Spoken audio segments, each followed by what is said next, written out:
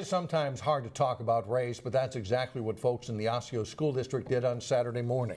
The district held its 5th annual community forum on race, and as Sonia Goins reports, the conversation as well as the solutions are not always black and white. You can't just jump in and say, yes, let's talk about racism, white supremacy, white privilege. Teachers, community leaders, and members of the police department gathered to have an open discussion about race. Most of us only talk about racism when there's been some type of traumatic event. Keynote speaker JuanCarlos Arauz is an expert on 21st century education, immigration, and black and brown male youth development. You can't have educational excellence without equity.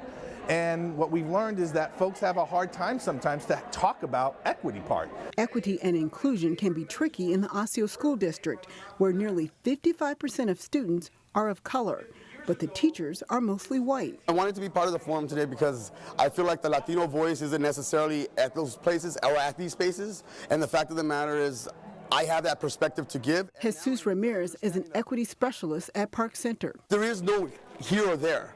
It's all of us, and in that paradigm, there's different ways of how this racial construct is impacting us. That historical trauma is living in us as we speak today. Arauz believes the racial divide can be solved in just one conversation, but says this is a good start. There are people who are scared about what might happen when there's more diversity. People want to engage in a conversation, but I tell them, let's just practice inclusion.